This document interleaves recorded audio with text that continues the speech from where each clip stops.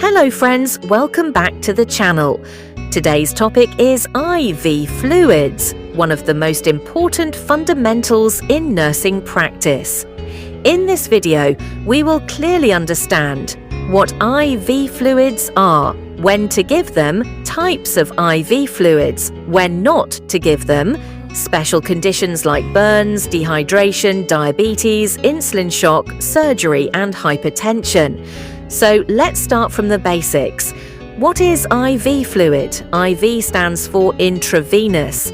That means fluids administered directly into the veins. Veins are the blood vessels that carry blood back to the heart. When we insert a cannula and start a fluid bottle, that is called IV fluid administration. But remember, IV fluids are not given just because a patient feels weak.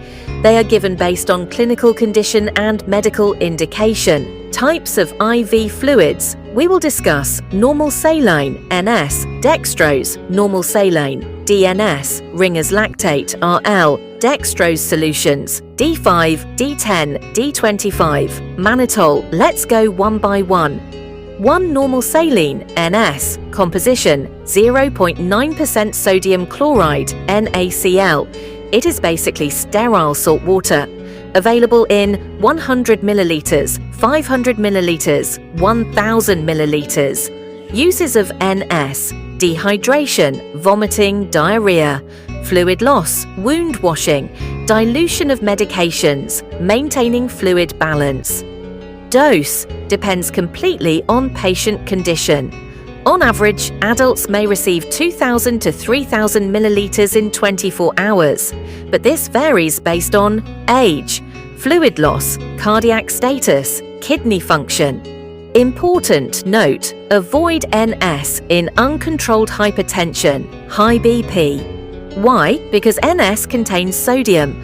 High sodium can increase blood pressure further. 2-DNS, Dextrose normal saline. Composition 0.9% NaCl plus 5% dextrose, that means salt plus sugar. Uses: dehydration, hypotension, insulin shock, hypoglycemia. Some accidental trauma cases with low glucose. What is insulin shock? Insulin shock happens when blood sugar drops dangerously low. Symptoms include sweating, confusion, weakness, loss of consciousness. In such cases, DNS helps raise blood sugar levels. Important: do not give DNS to uncontrolled diabetic patients. It contains dextrose, sugar, which can increase blood glucose levels further. 3. Ringer's lactate, RL. Composition: a mixture of electrolytes, sodium chloride, potassium chloride, calcium chloride, sodium lactate. Uses: dehydration, electrolyte imbalance, surgery, burns, hypotension. Suitable in many diabetic patients, no added glucose. Burn patients especially lose both fluids and electrolytes. RL helps restore both. Dose depends on condition, usually 500 to 1000 milliliters depending on severity.